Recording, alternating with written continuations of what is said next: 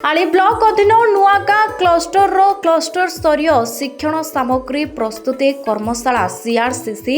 महादेव पंडा संयोजन राधानगर नोडाल उपरा विद्यालय ठारे उद्घाटित हो जाइए। ना बर्तमान आमर राधानाथ संयुक्त उच्च प्राथमिक विद्यालय आज आम क्लस्टर एसबीएस क्लस्टर थिला आज आमर शिक्षण सामग्री प्रस्तुत कर्मशाला या 2 दिन धरी चली खूब आनंद उल्लासर सहित शिक्षक मैंने अंशग्रहण करते एवं सहयोगी पिला किसी अंशग्रहण करते आमर जो जॉयफुल लर्निंग रही उद्देश्य सरकार रोचे जे चक आ डस्टर माध्यम पाठ केवल न पढ़ई शिक्षाटा को आनंददायक करने से टीएलएम आवश्यकता रही दृष्टिकोण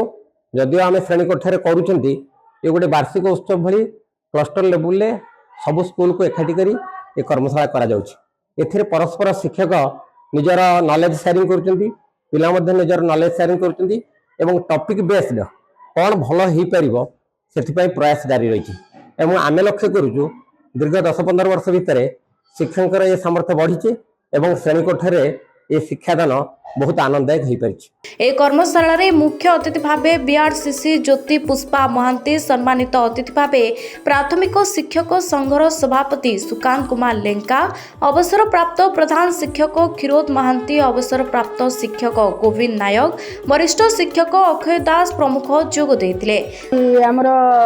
ए शिक्षण कर्मशाला हमर प्रत्येक आर वर्ष भी एमती होइतिला ए वर्ष भी मध्य गवर्नमेंट रो प्रयास पिला मानक पाखरे कि भली प्रकार शिक्षण कर्मशाला है टीचर मानकु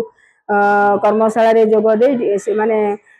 शिक्षण सामग्री प्रस्तुत करिवे शिक्षण सामग्री तांकु जोगै दिया जिवो एवं से पिला मानक पाखरे जाई स्कूल रे जोडा उपस्थापन करिवे क्लासरूम रे उपस्थापन करी पिला मानकर सफलता लाभ करिवे। आज ही कर्मशाला रे 7टी प्राथमिक विद्यालय शिक्षक और शिक्षयित्री शशिभूषण दास जयश्री दास वीरेंद्र दास संयुक्ता दास बनुजा परिडा रश्मिता पात्र मुरली राउत वीरेंद्र कर प्रमुख जोगदे शिक्षण सामग्री प्रस्तुत करथिले। संपूर्ण कार्यक्रम को शिक्षक अटल बिहारी नंद सौभाग्य कुमार दास परिचालन रे सहयोग करथिबा बेले राधानाथ नोडाल उपरा विद्यालय प्रधान शिक्षक गयाधर रथ धन्यवाद देथिले।